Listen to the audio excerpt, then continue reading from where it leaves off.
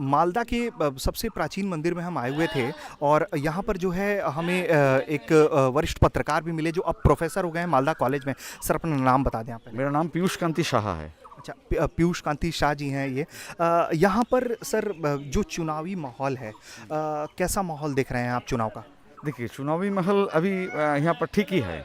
जैसे दूसरी जगह पर कलकत्ता और कुछ बिहार में जैसा है वैसा माहौल यहाँ पर नहीं है। यहाँ पर जो ऑल पॉलिटिकल पार्टी यहाँ का सब अच्छा है। तो अभी तक यहाँ का जो टेंशन अभी तक नहीं है। अभी इसीलिए जो यहाँ पर जो बूथ कैप्चरिंग नहीं होता है, तो अपने अपने जो मतदान यहाँ का पब्लिक कर सकते हैं। कोई अच्छा, पहले का पॉलिटिक्स और अब का पॉलिटिक्स में कितना बदला दिख रहा है आपको यहाँ पर? बदला दिख रहा है। जो पहले यहाँ पर जो रूलिंग पॉलिटिकल पार्टी है टीएमसी, तो टीएमसी 10 साल से यहाँ पर है। उसके बाद लेफ्टिस्ट था, तो 10 साल में टीएमसी ने काम किया है, कोई बात नहीं है। लेकिन अब जो देख रहे हैं जो वोट टोटली पोलराइज्ड हो रहा है, ऐसे माहौल हो रहा है जो टोटली वोट पोलराइज्ड हो रहा है। तो किसके फेवर में जाएगा तो वक्त ही बताएगा कि हाँ होगा, लेकिन वोट पोलराइज हो गया, ये हमको स्पष्ट दिख रहा है। अच्छा, तो जब पोलराइजेशन पर हम बात करते हैं तो चूंकि मालदा की एक बड़ी आबादी, अगर मतलब मैं गूगल के हिसाब से या इंटरनेट पर जो जानकारियां उपलब्ध है उसके हिसाब से कहूँ तो 50% से अधिक इस ज़िले में मुसलमानों की आबादी है और उससे कम जो है वो हिंदुओं की आबादी है यहाँ पे। तो उसको लेकर भी क्या आपके ज़िले में आपको टेंशन रहता है, घटनाएँ घटती हैं उस तरीके से? नहीं, उस दो एक घटना घटती है, लेकिन सब यहाँ पर 12 कॉन्स्टिट्यूशन है, यहाँ पर 12 सीट है। तो लेकिन 12 में माइनॉरिटी हिंदू नहीं है, मेजोरिटी मुस्लिम नहीं है। जैसे इंग्लिश बाजार, तो इंग्लिश बाजार में मेजोरिटी हिंदू है। अच्छा, ओके, लेकिन कलिया चौक आप जाइए, सुजापुर जाइए, वहाँ पर मेजोरिटी मुस्लिम है। लेकिन यहाँ पर वैसा बड़ा घटना नहीं होता है। एक घटना हुआ पहले जो कलिया चौक थाना को वहाँ पर जो टॉर्चर हो गया था, लेकिन ज़्यादा से ज़्यादा जैसे कुछ भी हुआ ऐसा नहीं होता है यहाँ पर। मतलब अच्छा, चूंकि बीजेपी पश्चिम बंगाल में मतलब बड़े स्तर पर दस्तक दे रही है, पहले भी थी, पहले तो बीजेपी के पास झंडा उठाने वाले लोग भी नहीं थे, लेकिन अब आपको कैसा दिख रहा है? बीजेपी कितनी मजबूत दिख रही है आपको मालदा जैसे इलाकों में? और मतलब पूरे, अब चूंकि आप पत्रकार रहे हैं, आप प्रोफेसर हैं, लोगों से इंटरेक्शन होता है समाज का, तो अब आपको बीजेपी कितनी मजबूत दिखती है? नहीं, देखिए, जहाँ पर हिंदू मेजॉरिटी है वहाँ पर हमको बीजेपी का ज़्यादा फायदा होगा। लेकिन यहाँ पर जो लेफ्टिस्ट है, लेकिन सेकुलर जो फोर्स है, जो यहाँ पर कांग्रेस का, ये मालदा टोटली कांग्रेस का नाम रहा है। इसीलिए यहाँ का जो लीडर था गनी खान चौधरी, तो गनी खान को चौधरी का ऊपर ही वोट होता था। इसीलिए मालदा का जो भूमि है वो गनी खान चौधरी का, कांग्रेस का बेस है। लेकिन धीरे धीरे कैसा हुआ, जहाँ पर हिंदू मेजोरिटी है वहाँ पर बीजेपी धीरे धीरे राइज कर रहा है, यही बात है।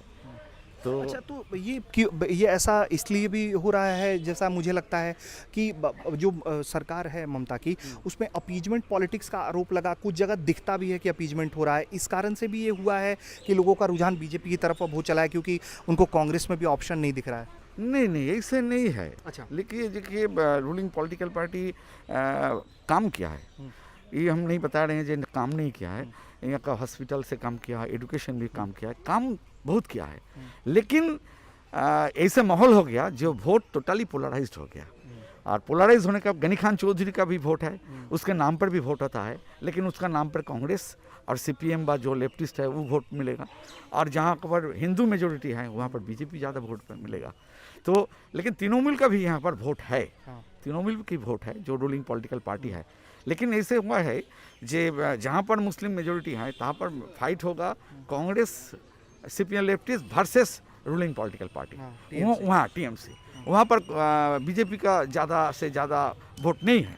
मुस्लिम मेजोरिटी जहाँ पर हमको जहाँ मालूम पड़ता है ऐसे होता है। और जहाँ पर यहाँ पर देखिए आपको इंग्लिश बाजार, ओल्ड मालदा, हबीबपुर, मानिक चौक और होगा बसंत नगर, इस गाजोल, इस इलाका जहाँ पर हिंदू मेजोरिटी ज़्यादा है वहाँ पर फाइट होगा आपको बीजेपी से, तृणमूल कांग्रेस से, वहाँ पर फाइट होगा। अच्छा, इस इलाके में अगर हम बात करें, आपने बताया कि काम हुआ है, समस्या की बात करें तो किस तरह की दिक्कतें आती हैं इस जिले के अंदर आप देखते हैं? नहीं, दिक्कतें आती है जो लास्ट 2 और 3 इयर्स जो रूलिंग पॉलिटिकल पार्टी का जो ज़्यादा बहुत जो नेता है उसके एक्टिविटीज़ से यहाँ का जो आदमी लोग परेशान है। अच्छा, इसीलिए रूलिंग पॉलिटिकल पार्टी से मुंह मोड़ लिया, ऐसे हुआ। तो ये क्यों हुआ ऐसा?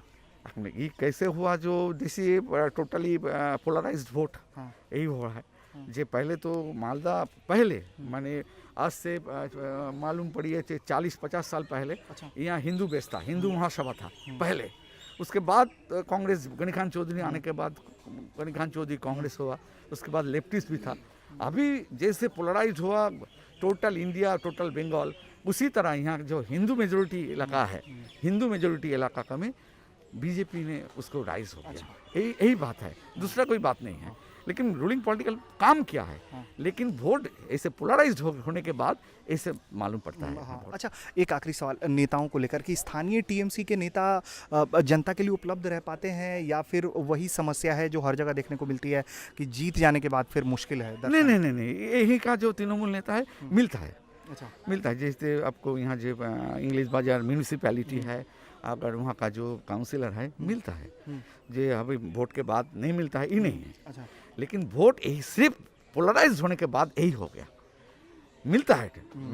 नेता लोग जैसा है टीएमसी का है। हाँ, लेकिन मतलब अब जैसा आप बता रहे हैं, जो हम समझ पा रहे हैं कि पोलराइजेशन एक ऐसा फैक्टर हुआ है कि मतलब जो कलकत्ता वाली लड़ाई रही वो अब पूरे पश्चिम बंगाल में कि जो वहाँ का वातावरण मालदा में भी चलाया, मालदा अलग नहीं होगा। हाँ, तो मतलब अब अगर पोलराइजेशन होता है तो फिर वो फाइट सीधे सीधे बीजेपी और रूलिंग पॉलिटिकल पार्टी। लेकिन यहाँ पर ruling political party and Congress का भी, कांग्रेस जो सीपीएम वहाँ का, उससे तो फिर अगर मतलब मैं इक्वेशन समझूं सर, तो वैसा इक्वेशन तो फिर बताता है कि अगर जहां टीएमसी और कांग्रेस आपस में ही लड़ जाएगी तो वो एडवांटेज फिर एडवांटेज बीजेपी को मिल जाएगी, अवश्य मिलेगी।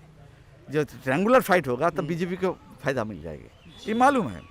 इसीलिए जो मालदा में 12 जो सीट है, वैष्णव नगर एक ही बीजेपी का था और गाजोल में जो टीएमसी का था वो तो बीजेपी में आ गया।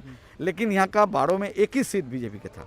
लेकिन आपको जो मालूम पड़ रहा है जो बीजेपी का सीट गेन होगा मालदा में गेन होगा, लेकिन टीएमसी को भी गेन होगा।